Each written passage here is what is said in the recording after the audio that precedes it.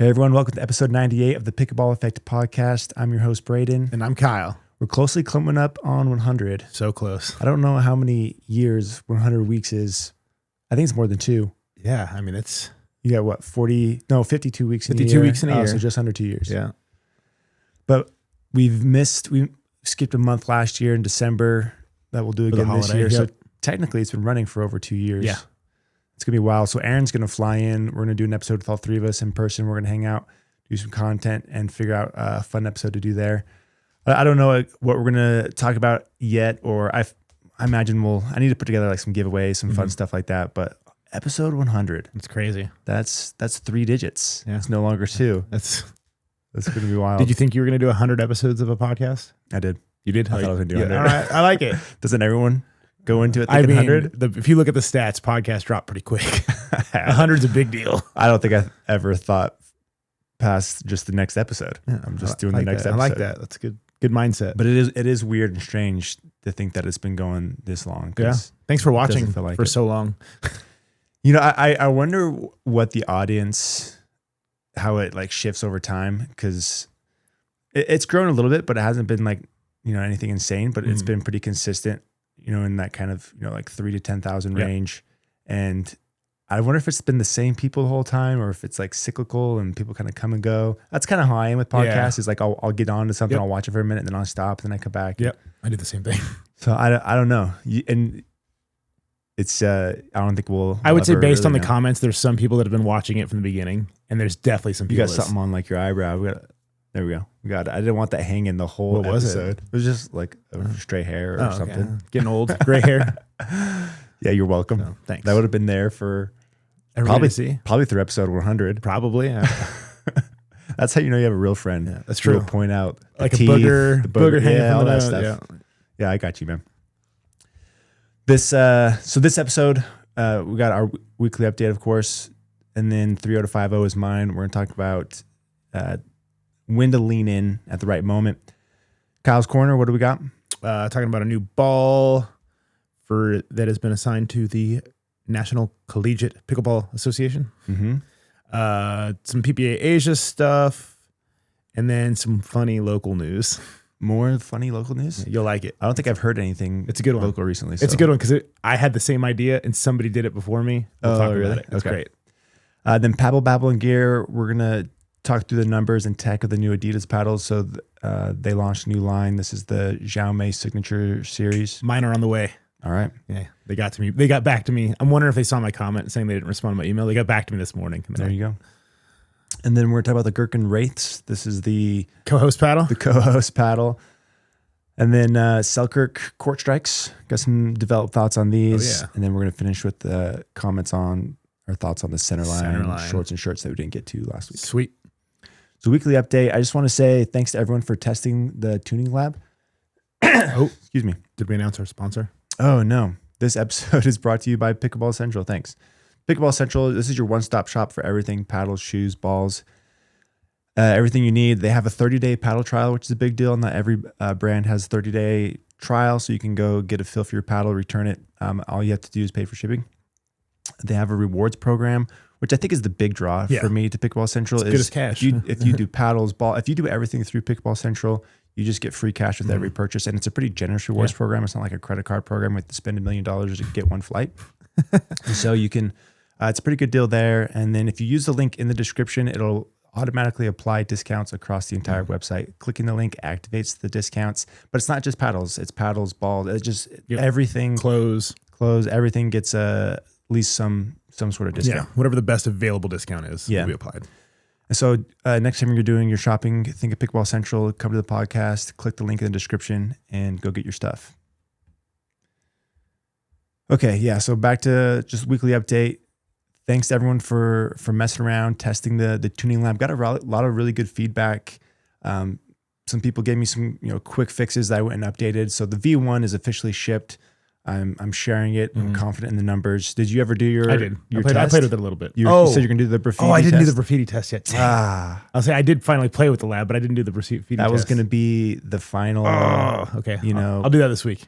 Patch of tape on the box before we ship it out. I'm sure somebody else has tested you.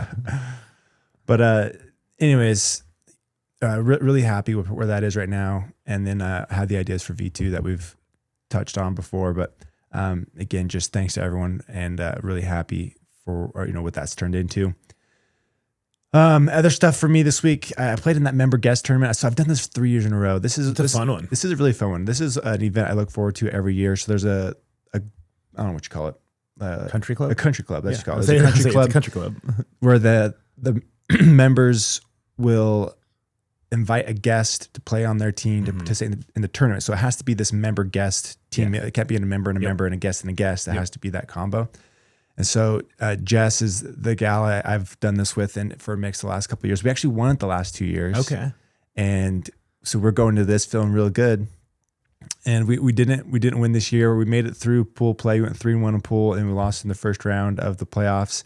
But still, like that doesn't matter. It was just so fun competing. I love that event. Love playing with Jess. And that format is so fun because you get these mix-ups and matchups of teams that you just don't see. You get like varying levels. Yeah, I was gonna say some of those guys I think plan all year who they're gonna ask for to be their guest. Yeah, I think it's like a big deal. It's funny. And anyways, I always enjoy that one. And the reason I wanted to win so bad this year, because when you win, you get these nice cups. Okay. Like they don't do medals; they do just like like a glass drinking cup. But they're fancy and they're nice. And I have 2 of them in my closet, and I use them all the time. So you wanted a third? So I needed the third, and I didn't get it. We barely lost. It was best 2 out of 3. We lost the first game. I think it was 13-11, and then we lost the second one 11-7. But they played great. They beat us. Who was it? It was Ryan and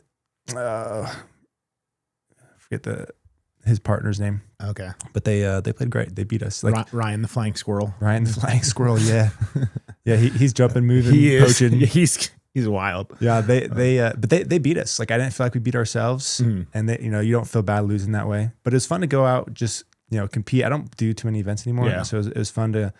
Kind of feel the fire there a little bit, a little extra focus that you bring when you go to an event. And it was just, I didn't go into it like with a paddle I was testing. I was just playing, and it was really fun because I didn't play as much this week. Just I needed a little break because I've been playing so heavily the last few weeks. But this is the first time I've just gone and played with the paddle I wanted to play with without thinking about how the paddle's performing, just playing. And so that was nice. I enjoyed that. Shout out to River Club. They don't ever get shout outs because we don't talk about them much, but that's a cool facility that's investing heavily in pickleball. Yeah. They've done a lot. Yeah, they have 4 like semi-covered courts, but they keep blocking off the size. It's going to turn into an indoor place. Yeah. And then they have a handful of outdoor courts, and then the really nice golf course. I haven't played at the golf course. I've swam in the pool. Yeah, I've played in the member guests, only the men's. I've never been invited to mix. So if any of those ladies are watching, but I've played in the men's a couple times. Get Kyle if you want to not go through pool play. Hey, I won money when I played men's. Did you? Yeah, okay. We won. I think we took like third and got like $30 or something. All right, whatever. Money's money. I take it back. Money's money. Enjoyed that, and then as far as just reviews, I'm going to start focusing on next. So all my time is going to shift to the Black Opal. I'm going to start getting some hours on that and start working on that review. I have the review that's in Aaron's hands. It's the VSOL Power and Pro and Quanta kind of comparison that he's working on, and then I'm finishing up a written review for that. But that's where I am, kind of paddle review wise. What'd you have going on this week? So I am starting this week. I am starting a new Instagram channel. All right. So being a single dad, I've had to learn to do my daughter's hair, and I'm getting really good at it. And I want to share what I've learned and tips and tricks for other fathers out there on how to do hair. So we are starting a dad hair channel. Yep. It's going to be called Pops and Pigtails. Oh, okay. Then, hold on. That name, was that straight from Kyle's brain? No. So I ran a bunch of chat GPT, like give me a list of names based on this. And then I ran a poll on Instagram. It was like dudes with dads, pops and pigtails. There was like, I gave him a few options, but pops with pigtails won. That's pretty good, dude. It's got a nice flow. You can't go wrong with the alliteration. Yep. And then, so that way I figured it was niche and I can help out some other dads that have no idea. I have moms that are like, dude, you do hair better than I do. So I'm just like, well, maybe I should share this. Like that's fun. How I learned. You have the note here that you're starting a new IG page. Yeah. I thought it was going to be health related. Oh no. And so this is like from left field for me, but that's a great idea. It's fun. I mean, it's like bonding with my daughter, and I was like, we can help some dads out or some moms that can't. What's your go-to hairstyle? Currently, it's like it's called like a cascade braid. It's pretty cool. And then she also really likes. I do like this diamond braid. I can do a bunch. I even made. So I don't know. Have you watched K-pop Demon Hunters? Are your kids into that? We're obsessed with K-pop Demon Hunters. So my daughter is going to be Rumi for Halloween. Okay. So originally I got a wig and it was terrible. Which one's she's the purple hair with the big braid. Big braid. It's called a dragon braid. Okay. Man, look at you know all your terms. So originally I bought her a wig and it was just awful. I mean, my daughter's 3. And then I found like a tutorial on how to make a hair extension. Oh. So I got purple hair extension from Amazon and actually made a hairpiece. Is this going to be your first big reel on there? No, it's going to be, it's only going to be once a week I'm going to post. So it'll be like, the first one will be like an intro introducing ourselves. And then I'll probably do like, tips for detangling, an easy braid stuff. It's just going to be once a week. It's not, I don't want to put too much on my plate, but we're going to start small. It'll be fun. There you go, dude. So that's is it created? Can we put a link in the description? It has not been created yet. It might be created by the time this launches though, because I was planning on shooting the intro today. Go at least create the page. I'll probably do that today because I was going to shoot the intro with her today. I was going to mic her up. Nice. Yeah, put that in the description. If you follow Kyle's Dink Smash account, you know he always does those photos with Millie on the mic. Sometimes she's cute. I know everybody's like, "Oh, just step up in the podcast." She has great like auburn hair. That's beautiful. It's red. It's like bright red. Yeah, like a red. Yeah. Isn't that the same thing as auburn? I don't think so. Oh, I thought that was like. Is that the same? Your pops and pigtails. You should tell me. Her hair is like red. Yeah, it's really fun. So that's gonna add some some life. And she's just wild. Some so pop it's perfect. to the channel. Yeah, no, she's not shy with the mic. Yeah, so it'll be good. And then for my other update, this is my taper week. I am running a marathon on Saturday. It's coming up Saturday, dude. Yep. Which would be cool. I'm confident I'll complete it. Aiming for around 4 hours. Hopefully a little under. You're gonna crush 4. And then after that, I am gonna back off the running a little bit and some more focus on pickleball. So that'll be good. Yeah. What's one thing that's rough with marathons is you put so much time and effort, so much build up into it. You do the race, you kill it, you feel great, but it's like, then what? Yeah. The plan is running. I'm going to keep running. Take the miles off. So the plan is, because I run like 5-6 days a week, I'm going to run 3 days a week. I'm going to start doing a lot more trail running because I kind of want to do some trail races. Okay. And then I'll probably cut my long run, I'll probably cap at like 15 miles and under. I'll probably rotate between like 8, 12, and 15. I'm not going to be running big 20-mile. That just takes up so much time of my weekend. Yeah, it's real tough on the schedule. So I'm going to cut that back, play more pickleball, and then just keep working out. So it'll be good. Cool, good for you. And then you're going to mix that with what's that lifting you do? That's weird. Oh, I coach CrossFit. That weird thing. CrossFit. Yeah. So CrossFit and running. Yeah. Do you think you'll get in better shape with that combo? Oh, 100%. You think so? Oh, yeah. Nice. Even the running now, like getting back into CrossFit, I'm like way better shape than I used to be. Yeah. Like cardio wise. Yeah, I can imagine. Well, cool, man. Good luck. Thanks. I'm sure you'll crush it. Maybe I'll, where's it at? Where do you start? We start, it's near the green belt, and then we run like up by Camel's Back towards Lucky Peak, down Harrison Boulevard. Well, we'll have to talk after the pod. We'll maybe I can jump in at some interval and I'll run you for 4 miles. Ooh, get you. Heck yeah! Pick up that pace. That'd an extra fun. 5 seconds. Ouch! He's gonna join in at like mile 15, and he's gonna run. I didn't come here to see you walk, Kyle. I love that. Well, that'd be cool. So. My dad, I think I've mentioned before that he was a big runner, and he did the Boston a handful of times. That's awesome. One year, we were all there watching him, and the fans for the Boston Marathon are different. Wild, yeah. And this guy's walking, and this person cheering next to me yells to the dude. He's like, "I didn't come here to see you walk." And then the dude starts running. It was so. That's the kind of motivation I like. Some people like are offended by that, but I love that. I was like, yes, that is my kind of cheering. If you ever seen me cheer, that's how I do it. Even in pickleball. You call that a dink? So fun. All right, let's do 3 out of 5. Brought to you by Holy. So Holy is a hydration system built for PB players. They have a recovery. Well, I guess we can start at the beginning. They have like a pre-workout, in-game, post-game. I'm a big fan of the in-game hydration products. They have the electrolytes. The flavors are really good. The ingredients, I've done my research on the ingredients. They're all, clean and what you look for in an electrolyte drink and program. And then if you use the link PB Effect, or use the link in the description, or use the code PB Effect, you get a discount. If you haven't tried these guys out, I know you've heard this ad a lot. Like, go give it a shot. They have they don't have a cheap variety. They have the sampler pack. They have the sampler pack. Go give the sampler pack a try and see what you think.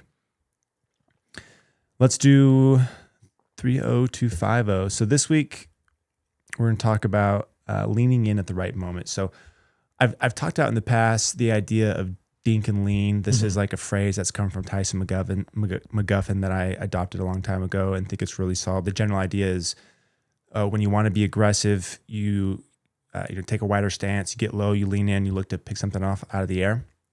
And so if you hit it aggressive, like a nice aggressive dink, that's kind of when you look at the opportunity to lean in and find something. But I was watching some videos in Kyle Kazuda's school thing. And they covered this same topic, but use a different phrase. The phrase they use is when they lean back, you lean in. And I like that phrase over just dink and lean because it's more descriptive of the right time to lean in and look for offense. So the general idea is when you're at the kitchen, you're moving the ball around, whenever you get your opponent either stretched out, taking a step back, off balance, those are kind of the three cues you're looking for. Is if they take a step back, if they're stretched out, off balance, or if they like step over their foot. You'll see that sometimes if they are reaching for a wide one. Anytime you see one of those cues, you can kind of lump all those things into leaning back. So when you see them lean back, you lean in. And it doesn't matter if you hit the dink or if your partner hits the dink. Both of you should look for that chance to get a little wider stance, get a little lower, lean forward, get your paddle out, and look to take something out of the air. Even if it's, you want to speed that up if you can, or you could just hit an aggressive dink off it, but just look to be a little more offensive following those type of shots. Don't let those slip by. And so a lot of it's just kind of building that into the system and recognizing that pattern and then utilizing it and taking advantage of it. And don't let those dead dinks, don't let those floaters, those opportunities go by you. I think that's a thing I see a lot from my own game that I could improve on. And in like that 3-5 to 4-5 spaces, there's a lot of attackable opportunities that people skip and they attack at the wrong times. It's like if you can reverse that, attack at the right time, be intelligent, lean in at the right time, and don't just speed up stupid stuff, you're going to see a drastic improvement in your offense and your win rate on those. And so that's the phrase that you need to keep in mind is when they lean back, you lean in and go generate some offense off of that. Any other thoughts to that? No, I really like it. So, essentially to me, the way that breaks down is like, pay attention to their posture. If their posture gets defensive, you get offensive. Yeah. That's it. And that phrase is just really memorable. Yeah. And easy to apply and think of. It's not like this overcomplicated thing. That's a good one. All right, let's go to Kyle's Corner. Brought to you by Slice. This is the weighted end cap that I use and recommend all the time. It's an easy way to fine-tune your paddle's performance. They help improve balance, add power, and make your paddle easier to maneuver all in one simple add-on. And it's made right here in the USA. Go use the link in the description for a discount and give it a try. Boom. All right, so collegiate pickleball is becoming bigger quickly. The National Collegiate Pickleball Association has elected Joola to be the official pickleball of college. Yeah, so the Joola Helios, that's also the ball they've been using on the Asia Tour. On the Asian Tour, yep. And so I'm glad you brought that up. They must have some sort of deal yeah, there. which it did seem, again, it's hard to tell because I'll have to watch more college ball. In Asia, obviously it's hot and humid. It seems to play slower, but that could also be because it's hot and humid. It might play a little different here. So I don't know if have you spent much time with the ball? No, I've actually never. I think the only time I ever tried it was in Vegas when we were at the event. It's got a really hard feel to it, but it doesn't reward you with like power. So you have like this kind of high hardness and medium power, I guess profile you could call to it.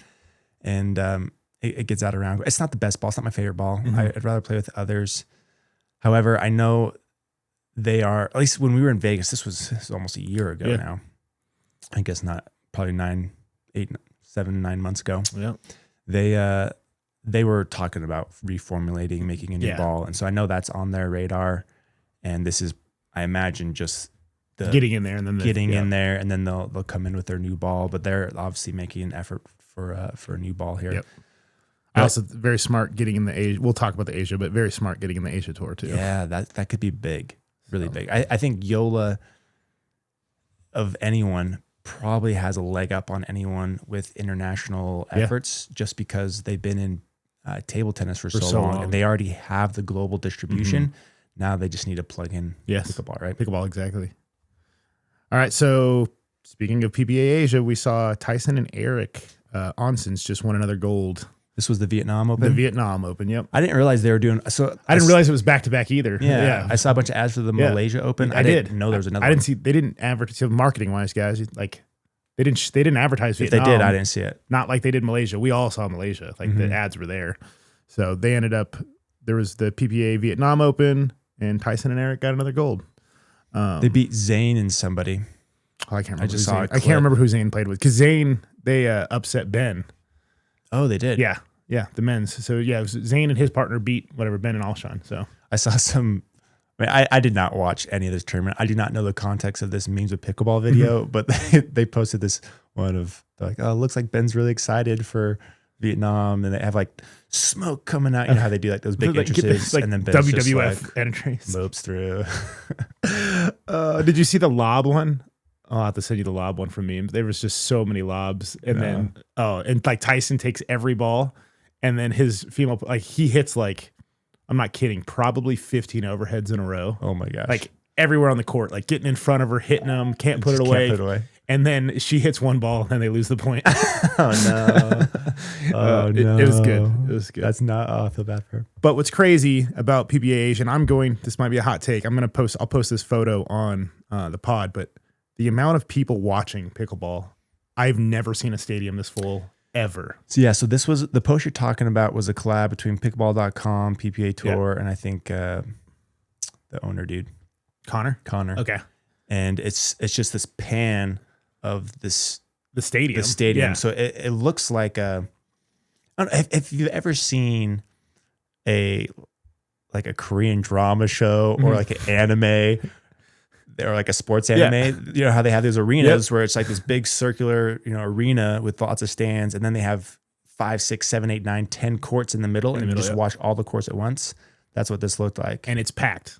Like there's not a seat in, like, it's not like watching some of the PPAs in America where there's like, you almost feel bad. Like there's like so many empty seats. Like it is slammed. I mean, I don't think there's too many times where there's like tons of empty seats at the American ones, but the stands are definitely smaller. Yeah, that's true. And, I from the most part, I think they are full. Occasionally, like the MLP ones, some of the MLPs were well, and on the earlier day, I'm talking more the earlier days. Because like we have like a progressive draw. We have PPA Virginia Beach coming up this week. I think it starts today. Yeah, but tomorrow's round of 64. So like 64, there's not very many people. Right. 32, there's not many people. Once you get like semifinal, finals, yes, it's full. Yeah. Okay. But I don't know what day this was on. I don't either. And I kind of want to find out because like looking at that, what I foresee happening is I think we're going to have less PPA pro stops in America. And I think we're going to start pushing more in Asia so we can get pro players out to that. Because I think they're going to want to capitalize on that growth in spectators. So they'll shift the schedule to be more of a worldwide tour. I think so. More like an Asian US. Like we're not going to get rid of all of them, but I could see them lightening the American load of like every weekend and pushing some more in Asia because that's money. That's growth and money right there. That's a lot of eyes. I know. I kind of like. So did QD make the right choice? Like that's a lot of people. QD had vision, but if PPA makes that move, QD's vision doesn't work because he still can't play in PPA. So I'm curious if he's trying to like fire up his own tour out there because that's wild. They're going to capitalize on that. Yeah. That is not the U.S. for sure. It's cool. I mean, this is what they want the U.S. to be. Yeah. No, exactly. Especially spectator-wise, 100%. Yeah, I agree. And if they don't, I think that'd be a mistake. Maybe they turn it into more of like a tennis format where it kind of works its way around the globe. Like they have a few weeks in this part of the world. That'd be cool. And they do a few weeks in this part of the world. And they do. That'd be better for schedules for the pros. Yeah, it'd be horrible to go back and forth. Like there's a reason they did the back and forth or the back to back. Exactly. So you Malaysia kept and those guys Vietnam. out there. Yeah. And so I imagine, I think you're right. Like, That'd be kind of fun. they would totally do that. And they'll probably just throw in a section of the year that's just, Asia. I love it. All right. And then my last item is some local news. A couple episodes I talked about my 2 favorite courts being shut down and locked up, turned into tennis with nobody allowed to play on it. Channel 6 just did a piece on a family that's been going down to Manitou and setting up courts on the basketball courts right next to the courts that were shut down. Yeah. Oh, okay. Keep going. Well, no, so I'm just curious to see if they still get complaints, even though they're not using, because now they're not using the pickleball courts. You can't like forbid somebody from setting up a net in the parking lot of the basketball court. I don't think legally. I mean, at the moment until, I guess. So I'm curious to see how that evolves. Because, they did a news piece on it, so it's obviously gaining some eyes. Like, I'm wondering if they're already complaining. The news are just loving this drama. Oh, yeah, they are. They're eating this great. up. They're like, yeah. But it was just so funny because it was like this college girl with her family just out there. Like, they're like, well, we need a place to play. So we just set up our net and we play on the basketball courts. And how did this piece come to be? Like, did the news channel just show up that's what this family, or was it set up? Well, I'm curious if the neighbors complained again. That's what, like... I guess I could probably message the reporter and try to find out how they got alerted to that. But it was funny. I'm like, Channel 6 is there interviewing this family playing pickleball. So somebody brought that to the news's attention. Yeah. That they're like rebels out there. Or like makes it sound like a set piece. Yeah. It looks like a regular ass family. Like it doesn't doesn't look like they like set it up. But well, keep us updated. I'm curious because I want to see if they're gonna like institute some kind of rule or law that like pickleball is banned from the park. Because like, sure, you can't play on the courts, but like, can you ban it from a park? Can you ban a sport from a public park completely? I'm sure you could. I don't know why you couldn't. I don't think you can. Why not? Like, if the city owns the park, if they can shut down the tennis courts, why can't they just ban it? Because that's the same thing as saying like playing catch is illegal in the park. Yeah, why couldn't they say that? I don't know. Maybe if they wanted to, freedom. They own it. They don't own it. We own it. The taxpayers own it. They set the rules. I don't know. City sets the rules. We give the city our tax dollars to be the stewards, and we trust them to set the right rules. I don't trust them. We don't set the rules. I mean, that's what we're doing with the tax dollars. So I'm saying. We'll see. The story may continue. Okay. And that's it for Kyle's Corner. All right. Let's go to Paddle, Babble, and Gear. We're going to start first with Adidas. Then we'll talk to Gherkins, Selkirk shoes, and then Centerline. So Adidas. These are the Jaume Martinez Vic signature Adidas series. So there's 3 shapes here. These are the ones with the gold edge guard. If you've seen these anywhere on your socials, they have 2 elongated versions and a wide body. They have a 16 and a 14 elongated, and then a 16 wide body. The technical name is Pro EDT series. It's kind of a mouthful, so I'm just going to call these the elongated 16. Do you know what EDT stands for? No. Do you? Okay. No, I don't either. I imagine it's something to do with the core design. Okay. So these are built very different from their past models. They have an edge guard. Mm-hmm. Good job, Adidas.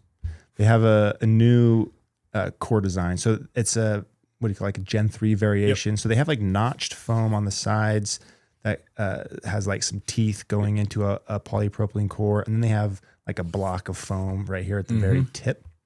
And so when before I received these and I saw like the mock-up, I was like, okay, that looks really cool. Yeah. Like there's something different. It's interesting. It's in line with what's being made, but kind of their own little take with the PP core and the extra foam on top. And so I could imagine this having like a little bit of a trampoline effect, having some life to it, some flex there. And so I get the paddles. We run the numbers, and the numbers they're very heavy. So I'm curious if that's because I know that I've seen the swing weight numbers. I'm curious if that is because of the extra foam at top. It has to be because that extra foam on top has to be just it's much heavier than the PP. Yeah.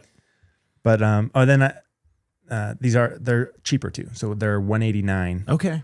That's before any kind of discount or anything. They're not doing discounts, but it's I believe it was $250 for the others. Oh wow, so significantly cheaper. Yeah, so we got a cheaper paddle, which is like $189 is a good price to me. I think anything just under $200 feels like you can still keep that premium pricing and like feel that you want like the optics of a higher price. You know, like the quality perception, but then but it's also low enough where like it feels like you're getting a little bit of a deal over all these $280 options. Right? Like it's $100 cheaper than a lot of some of these other brands are doing. So like it's a good price. Like I think it's a good spot for someone who wants to come in, make a mark, and then like it's a good price point to be.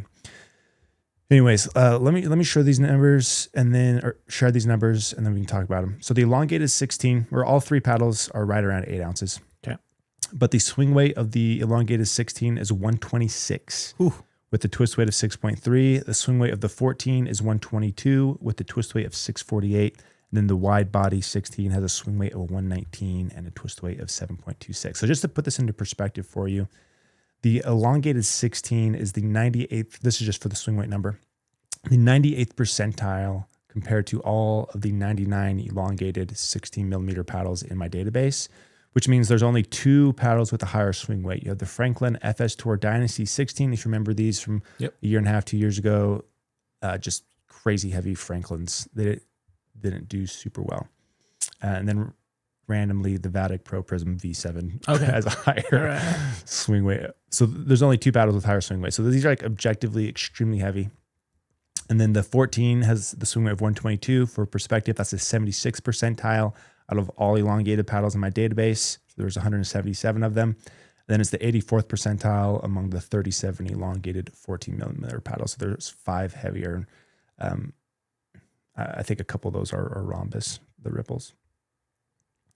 And then the wide body, it has a swing weight of 119, which is the 98th percentile out of 49 wide body 16 millimeter paddles. Only one is higher, and it's the Franklin FS Tour Tempo. So that's the same series. So let's talk about these weights. These are objectively very high. 126, but it's kind of like this unique combo of like lower weight and high swing weight, which is a little bit different, right? Like you have this 8 ounce. So maybe someone like you who likes a heavier swing weight, likes a heavier paddle. Maybe I don't need this to be as heavy. Maybe you don't need this to be as heavy, like physical heavy. And so I'm curious. You might like that extra plow through and swing weight without the extra weight to get it there. And so I'll give you I guess you have them coming. I have them coming. So okay. So, but I'm really curious to hear your take because I'm gonna play the 16 because typically I get towards 128, 130 with my paddles, but they're at like 9.7. Right. So I wonder if I'm close at 8. Yeah. I might like that at 8.25. Yeah. Like I might not need very much weight at all. So there might be a case or an argument for this kind of weight setup for players like you who have a preference for that. And pros, on average, pros do like heavier swing weights. Like a lot of those pros play heavier paddles. Yeah. So I want to ask them, like, was that a conscious decision for Jaume? Yeah, exactly. If he had say in it, I would be really curious. Yeah. But I do think to the general public, heavy. This is going to be too heavy to like really for like mass appeal. Like there might like 126, you're going to experience some arm fatigue. I was going to say, I'm curious if that'll cause some elbow pain for some. Yeah. I know that like my tolerance is kind of like 122, 123. Before you feel it? Before I start feeling it. And so 126 is just objectively really high. And I think that takes out some people. The 14 millimeter, however, of the elongated comes in at 122 and actually has a better twist weight than the 16, interestingly enough. How'd they pull that off? I don't know. That's cool. That's how it's working. Okay. And so theoretically, it could have a better sweet spot than the 16 and be lighter. Yeah. Numbers wise, for me, I'm most interested in the 14 elongated. I want to give that one a shot. We'll see what it does. I actually like heavier weights in 14 millimeters because you can get away with a little higher swing weight with the 14 because I do feel like it moves through the air easier with it being thinner. And so a 122 might feel more like a 119 or something. Do we know what paddle he's actually playing with? Is it? I don't know yet. Okay. I messaged him. I was going to say I can message him too, but let me see if he responded. He did. He said 16 millimeter. Oh, there you go. So he's playing the elongated 16. So I think, and he has. So the one I looked at his Instagram account before this. He actually has quite a bit of weight on the side. No, that's what I was saying. He plays a heavy paddle, and so he's playing a tank. Yeah. But anyway, so it's kind of an interesting take, and I haven't played games with him. I've only hit them against the wall, but the 14 does sound interesting to me. You know, like there's maybe more mass appeal interest potential with the 14 versus these 16 because these 16s I think are just going to be too much for most people. But like if I when I look back to the FS Tour Dynasty and tempos that Franklin made, I really liked the 14 millimeter standard. It came in at like 114 and it just played great out of the box with that extra weight for the 14. And I wish they had made a 14 for the standard. I think they might have, and it might. I mean, because I've heard of some 14 standards not passing PB cores, so I'm curious if they have one and it just didn't get passed. Maybe, but I don't know. With their previous launch with the whatchamacallums, the metal bones. Their thicknesses were kind of strange too. Yeah. Like some had 16, 14, some didn't. It wasn't just universal across the board. Yeah. I wonder if they think, okay, elongated's you need both, the most popular shape, and so they're going to do both. And then the wide body, they're just to have a wide body, they threw one out the there. 16 is probably the most popular. Yeah, so. With these being as heavy as they are, though, I would have been interested in a 14 millimeter wide body because every 14 millimeter I've ever played in wide body, you just automatic add weight. You just have to. Mm-hmm. And it might have been nice if it came in, 114-ish and could have played pretty good there. But I haven't played games with them, so we'll need to go hit them. Just hit them against the wall in my garage against my little Dink Master thing. They have a pretty nice feel to them. Mm-hmm. They got some life to them. They're not like totally control oriented. I would imagine just off that little experience, we're going to be like all courty-ish somewhere, maybe a little power because they're so heavy. Yep. Like on big strokes, I imagine till you load it up with weight and then it probably hits bombs. Well, I bet it has like a higher power, lower pop profile because they're so weight. That's how the Franklins were too, is you could get some pretty good power from the baseline, but then they were just pretty muted at the net, which isn't necessarily a bad thing if that's a profile you don't see a ton of, and weight can cause that. But we'll go play these. But I do think they're gonna get a lot of crap for the weight heavy those are, and I do think that takes away that kind of mass appeal factor to them, but. A lot of things otherwise are done good. We have they have the edge guard. Mm-hmm. They have a more familiar core. It's not something that's totally foreign. It's something that's a little different take on some it kind of looks like a Honolulu. Yeah, with the notches, with the PP core in there, and so then they have like the raw carbon face. Everything's kind of feels natural and intuitive and more in line. The branding's not wild. There. Like it's a pretty clean design. Yeah, and so. Step in the right direction for sure. I do think that the weights are going to hold it back a bit, but we'll go see how they play. Oh, and then one last note on them. Feel how chunky the handle is. I did. Like, I have to go measure it. I bet it's close to 4.5. And so the handle on the 14 feels more normal. Oh, geez. But it's very different. That's a big difference. Yeah, big difference between the 14 and 16. It reminds me of like kind of the old days where they you'd see that with every brand. Like the 16s would be bigger super handle, thick and the 14s would be really thin. But that chunky handle on the 16s a lot. When I was holding it, I was like, wow, this is like. Well, I'm wondering if too, like some of the mega paddle nerds now are taking their pallets off and 3D printing pallets they like. Oh, people are doing that? Mm-hmm. Seems like a lot of work. Don't be surprised, man. There's some people that like to tinker. So I think Justin started that trend. I think he was he was the different palette on your handle type guy. Yeah, he's very particular about the handles. Yeah. Let's go to Gherkin Wraith. So this is the paddle you were teasing me about a couple weeks ago about the co-host versions. These have officially launched this week for pre-orders. They're called the Gherkin Wraith. They're going to be $122 after code. It's going to be available in 3 shapes. And then they have, it's actually a pretty clever design. I like the design a lot. I did play games with the hybrid this week and got a sense for it.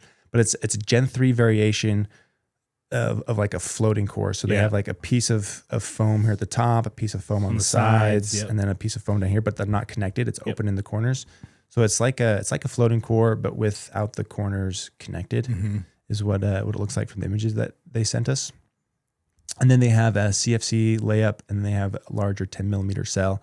When I was playing with them, it was actually it was pretty refreshing. I did league night with the hybrid. I was like, oh man, I've been playing so many power paddles. You could tell this one fell into the all court categories, a little toned down from the power, but it wasn't totally control oriented, had a little life to it. And it just felt like a real classic, comfortable kind of coming home type feeling. And so it's It's not overly plush. It's, that CFC and the 10 millimeter gives it a little, a little kick, a little crispness to it, but it's definitely on like the softer side. Yep. And so it had this really, really nice feel to it. And I picked it up and just played well with it pretty immediately, except for the first game I played with it was horrible. But after that, I played great with it. But it was just kind of like refreshing and nice to have something that isn't just huge power oriented. And the design is pretty clever. Like a lot of these Gen 3 variations I've been playing, some people have been toying with that. They don't produce the same level of power as your just either floating core or diving board style foam inserts or rings. And so they've all been like more control oriented. I think of like the Apes, what were they called? The Harmonies. The Harmonies were that way. They had a similar design to this where they had like foam in all four corners, but it played, pretty control oriented and very plush. So the idea of this kind of Gen 3 variation it tones down the power, but then they added some life with the 10 millimeter cell and the CFC layup. Yep. And so it kind of bumps up the offense a little bit. And I like that they did that. And then of course the price of 122 is good. The numbers, I'll read numbers on these. My only complaint for these was the shapes. You don't like the shapes? I think they could have done better with the shapes. They're very, they have like this big arrow curve on top and kind of a steeper, more rounded neck down here, which eats into the twist weight. And that was like my first thought when I saw these. And then when you look at the numbers, it confirmed it. So the elongated has, all these again are 8 ounces. The elongated has a swing weight of 116, twist weight of 596. The hybrid is 111, and then twist weight is 6.1. Wide body is 107, and a twist weight of 6.5. So the twist weights are all lower on these, but the swing weights are also lower. Like so you have room to weight them up. Yeah, you can weight them up and probably get these the stability in a decent spot. But I don't think you're going to get like this huge oversized sweet spot like you can with some other paddles. I when I was playing with it, like I did throw some weight on the hybrid, and it was like the sweet spot was good, but you could still feel a little bit of twisting. It's like, man, if they had not been so aggressive on the arrow curve and maybe kind of brought this corner down a little bit so you didn't have such an aggressive neck taper. Because the handles twist weight up a little bit. The handles on these aren't like super short. No. I guess they are a little bit. Maybe the neck taper helps get your hand up in there. I'll have to measure it, but I bet it's like 5.25, and then the neck taper gets the second hand in there. But anyways, ever since I'm seeing those Honolulu shapes and what they've done with their... You're just a big fan of that flare out to bump those twist weight numbers? Yeah, I think there's a lot of advantage of that. And like the arrow curve, I think is... it can be fine on an elongated because it does bring down the swing weight some. But on hybrids and wide bodies, I think the arrow curve hurts you because you don't need that swing weight reduction. You're shaving some stability. Yeah, you want the extra stability. And so I think the arrow curve is kind of counter to what you want out of those shapes. But feel, kind of power, profile, output was really nice. And it was just good to see like a really solid all court option. And I don't want make it sound like the sweet spots are horrible. Like they're not just like can't play them. Yeah, they're not. Like they're not like bad. Adidas small, right? Like they're not horrible. They're not. I don't even think they're paddle tech small. I think they're a little bigger than yeah. Oh no, they're definitely better than that. Like you can go play with these and like you'll experience some moments where you're like, oh man, I wish the sweet spot was better. But then you throw some weight on there and it's not too bad at all. But it's just not optimized. Yeah, it's not huge. Yeah, yeah. But I don't. If you like the idea of like it's just a well-rounded, good feeling, classic all court. Like don't let that sweet spot. It's a very familiar feeling paddle. Yeah, but the design, otherwise I thought was just really solid. It's a good paddle from them. What else I have here next? So that's all we have for paddles. Next, we're gonna talk shoes. I'm not gonna lie, I'm pretty impressed by your shoe notes. Oh, I was like, Braydon's been doing his stuff because I looked into all that when I first decided I wanted to start getting some shoes on here. But I saw your notes. I'm like, he's been doing some studying. Yeah, I've been doing a lot of reading and watching and learning this week on shoes. The more than I did with the Franklins, a lot more than I did with the Franklins. And so we're going to talk about the Selkirk CourtStrikes. They have two versions. They have the CourtStrikes Pros, and then I have regular just the regular CourtStrikes. Yep. But before we dive into the shoe itself, I just want to share some of the things I've learned. And as we kind of like the foundation, I think, elements of shoes for you and for everyone listening, so that we can all kind of get on the same page on basically on like what to look for in a shoe. So I first started, guys, my research of thinking, okay, there you have pickleball, you have tennis. Everyone's been wearing tennis shoes, court shoes for years and years. I have. But like, is there a difference? Can you make a shoe that is optimized and built for pickleball? And would it be any better than a shoe that is really popular in tennis? And short answer is yes. Oh, yeah. I think there are elements that pickleball has that are different from tennis. Mainly, you have it's a shorter court. Yep. You don't have as big a strides. It's a lot quicker, smaller movements, very kind of aggressive side to side. I would say more shuffling almost. More shuffling. Yeah. And like short steps, like you take 1-2 turn or just bam, like it's quick, it's fast, it's more aggressive on the stop start. Very lateral. Very lateral. Yeah. And so whereas tennis, like you'll have, 2, 3, 4 long strides, and then you'll slide. Like you want to have a little give, a little slide in your shoe because you're coming in so hard. You don't want your foot to just buckle. Stop, yeah. You want to have like a little release there with your grip, but pickleball's the opposite. You want a little more grip because you're stopping, but you're not like throwing your entire body weight and momentum into this. So you can have a little more grip. You want a little more grip. You want a little more stability. And so there's going to be things. Those are the differences in the shoe that I think I want. So, when you're looking at like features, things that matter that are going to change the performance of the shoe, you have things like the tread type and depth, platform width, torsional support. So like, how much the shoe twists this way. The lacing system, the heel counters and the heel pads. So like where the cushion is on the heel matters. If it's higher on the heel, if it's lower on the heel, do they have like a heel cup? Yep. These Lock things, that heel in, yeah. Things can help there. And that's a lot of this stuff is kind of works in tandem with the lacing system. Yes.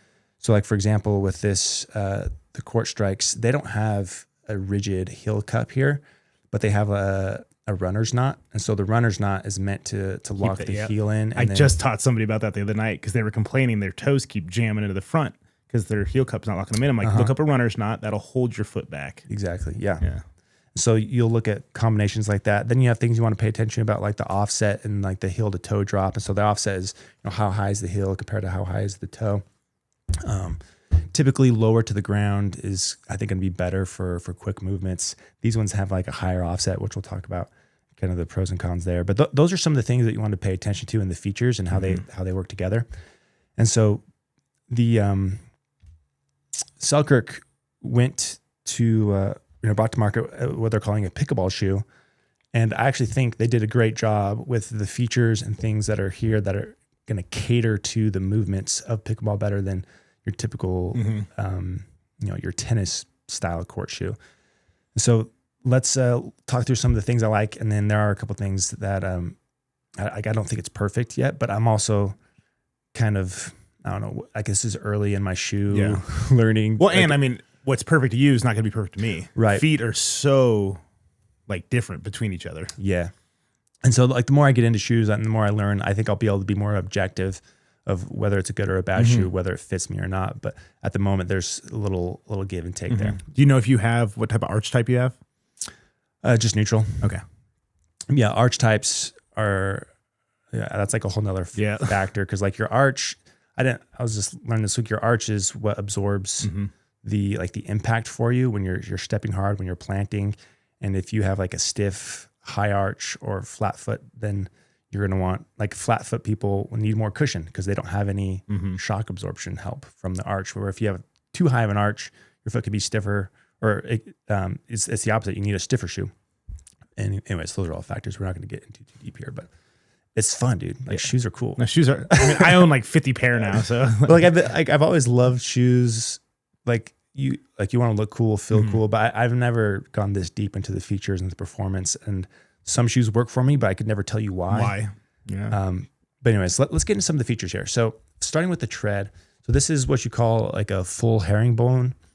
Then it has like some modifications. I think it was on, the outside of your foot, which is called the lateral side of the shoe. And then you have the medial side of the shoe on the inside of your foot. But this is a full herringbone with the different directions on those spots. And then you'll see some shoes that are like decoupled from the heel and the front that have like some space here. Yep. This one is just one full, I don't know what you call it, continuous tread. Yeah. And so herringbone, this like design wavy style seems to be what I think might be the best for pickleball, either a full herringbone like this or like a modified herringbone, some sort of design that has like these waves, because this style is extra grippy. Mm-hmm. You're going to get more grip on the court for those quick movements. It doesn't slide as well as like some other designs. And then it's good multi-directional applications. So you can go it's not just good for lateral. You can go forward, backwards, side. Like it's good multi-directional kind of grip there. So I like the choice they did for the tread design, and plus it's a little bit deeper. Mm-hmm. So the tread depth is a factor. The deeper the tread, the more grippy it's going to be, and having a really deep tread in tennis is going to prevent some release and sliding. And so it's having a deeper tread in pickleball makes more sense than it does in tennis. And then, plus it's a durability thing. You have more rubber to kind of wear down. Through, yep. So it's going to last you a little longer that way. So the tread is solid. They did a great job here. And I think there are some advantages to having the continuous tread versus the decoupled, because you just have more material on the court, more stuff grabbing, more surface area. And so as far as the grippiness of this shoe, I don't think tennis players would love this, but pickleballers will with how much grip it has.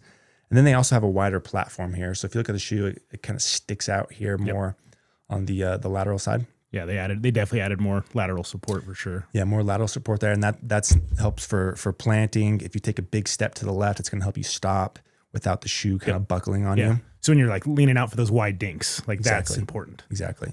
So they were a little more aggressive there than you'll see in a lot of shoes. Mm-hmm. That's very common in tennis shoes as well, but it's a little more aggressive here, and I think that's a good thing. And then last part about the midsole here is they have a shank. They have like a plastic. So the footbed is EVA, and they have a plastic shank that kind of goes from the heel, not quite to the. It's not a full shank. It's not a full shank. Okay. It's a part, and that's from what I understand. That's going to help with the torsional support. Mm-hmm. Again, when you make those big steps left, right, and you're planting, you're stopping, having this strong torsional support is going to help the shoe stay stable, stay in place, and not buckle on you, and give you some nice strength there. And so they have a lot of those elements that are emphasized to improve the stability of the shoe and enhance those quick side-to-side movements. So obviously a lot of thought went into those small elements that all kind of come together to give you that extra support and side-to-side movement. And then on the uppers, I guess uppers kind of matter the least out of all the things in the shoe, but it still plays a factor. Yeah, breathability, like comfort, and things like that. So when you look at the uppers of the CourtStrike here and the pros, the CourtStrike pros have like a rubber webbing system that goes around it, and this one is more just your traditional, just kind of breathable mesh, more comfortable upper. And so like the stability factor, like most of the shoe is the same, other than actually the shoe is the exact same except for the uppers, but you're going to get a little more stability out of the CourtStrike pros because that rubber system actually does give you a little bit of lateral support because it's all connected. And so it kind of cages your foot in better than the cushion top of this one, whereas this one's going to be a little more comfortable. Yeah. You're going to feel a little more plush, and you're going to feel like less break-in need. Mm-hmm. And but yeah, if you are a toe dragger, I recommend going with the pro, because that is another thing with the upper. I'm a toe dragger, so my foot will do like that, and when you don't have that extra rubber, I'll wear through this stuff. Yeah, it's a good point. That's another thing you want to pay attention to is if your style, right? Exactly how you play. Me, I'm the opposite. Like I don't need that huge toe guard, so you can cut that and you save weight. So there's different elements that will that go into weight. So there's like a mid-weight. They're not heavy, but they're not light. Yeah, they're not super light. Maybe lean a little bit lighter. But yeah, that's another factor that goes into, because you can add so many features. Like if they added, like a stronger heel cup here, that's going to add weight. a good example. That's like the winner's edge. Like that's a very heavy shoe because it is so feature heavy. Yeah. And that's why it's so heavy. Right. So you have to be careful of that. And I personally prefer midweight to lightweight shoes for sure. I can tell a difference when you're kind of clogging around in really heavy shoes. But you made a point. Clogging around. Yeah. You made a point last week that, but like before you lost a lot of weight, you liked the heavier shoe. Yeah. You had the extra stability in there. And so there are some gains potentially there. Yeah. And durability, like those are going to last forever, right? Versus maybe something that's a little more performance oriented. Exactly. Yep.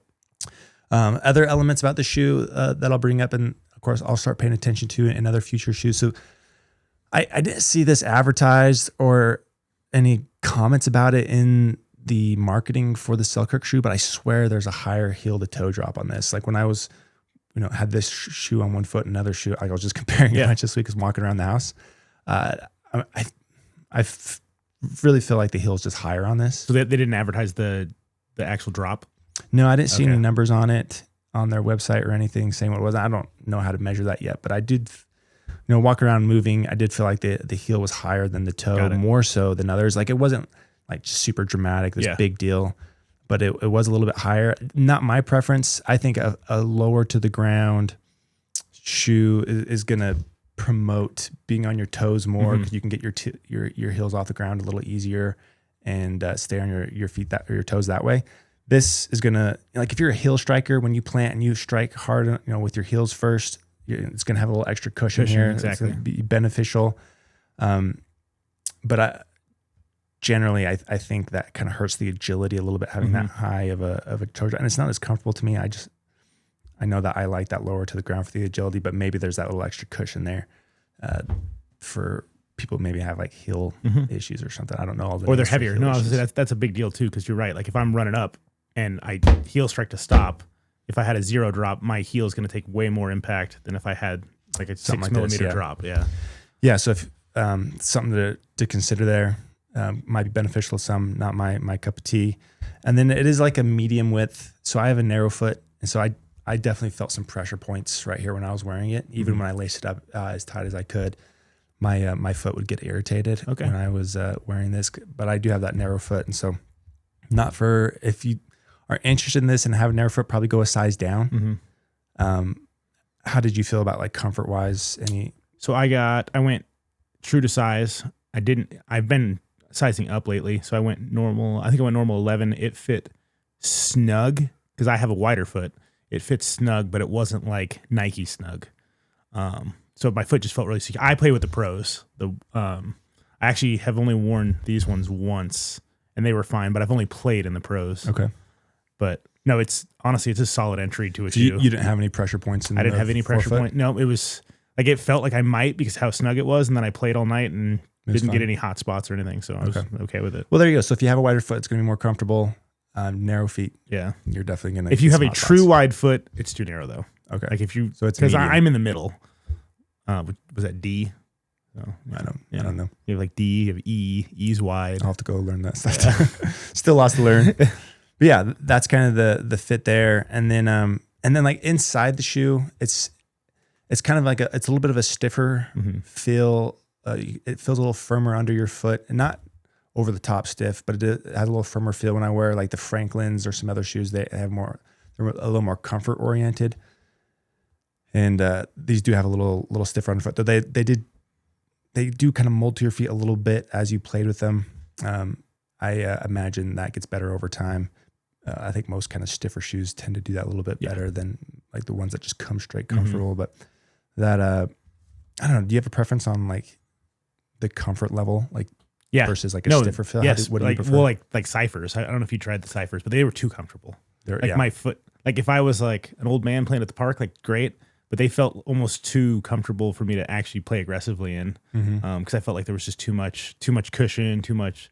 But if I just wanted to play, nicely all day, they were great. But then I don't like a super rigid shoe either, so I like it like in the middle. Yeah, I would categorize these being a little more rigid. Yeah, but you kind of want that. Yeah, for pickleball because the more rigid design is going to support the lateral, quick, short movements better than something that's more flexible. Yeah. And so there's like that was a design choice that they made. They favored performance there a little bit. anyways, that's their shoe. I think they did a good job, and it's fun to see a shoe designed for pickleball and see the features and understand how the features kind of come together to support the movement of pickleball. So I think they did a great job with those. And we'll keep paying attention. I'm slowly building out my data points for my shoe database. I have the Franklins on the way, so we should dive into that one. Yeah, let's do it. Either next week or the week after. Let's do another dive on that one because I've learned a lot more since it'd be fun. I talked about those last. And we could talk about those on launch. I played with those last weekend, and I still like them. They're definitely more of a comfort-oriented I just shoe, watched more the video on the breathability. design of it today. They sent it to me, like how it was designed, who designed it and stuff. Was it interesting? It's very interesting. I don't know if that video's been released yet, but there a lot went into designing that shoe. Yeah. So it's pretty interesting. I'm excited to try it. Cool. Yeah, send that to me. I'd like to watch that. But yeah, we'll take a second look at those after kind of what I know now. And then let's finish off with some quick thoughts on Centerline shorts and shirts. So Centerline is a clothing company that makes gear specific to pickleball. At least that's how they started. And so they have just a handful of shirts, a couple of shorts, a little smaller catalog, but they're more definitely more premium price. I should write down the prices, but the prices are a little bit higher for their shorts and shirts. But they sent me a pair of shorts and then a couple of their shirts for us to try. You got some too, so I know you can speak to these well. Their big spiel, their big thing for their shorts is that drying strip. They have that drying strip on the side. This is like a similar idea to Ringer. Yeah. Though these came out before Ringer, so I don't know if there was any inspiration there, but both of them kind of have a similar idea of having like this dry material on the side that you can wipe your hands off of to dry your hands as you're playing. It's like a sweat-proof strip. Yeah. And I like the idea of that, though. In practice, it just wasn't really doing anything for me. And this is probably the same as me. I don't sweat that much here. South Florida, I might love these because I sweat way more. I hate to break it to you. You sweat. No, I'm talking about my hands. Yes, I sweat, but I'm talking about my hands.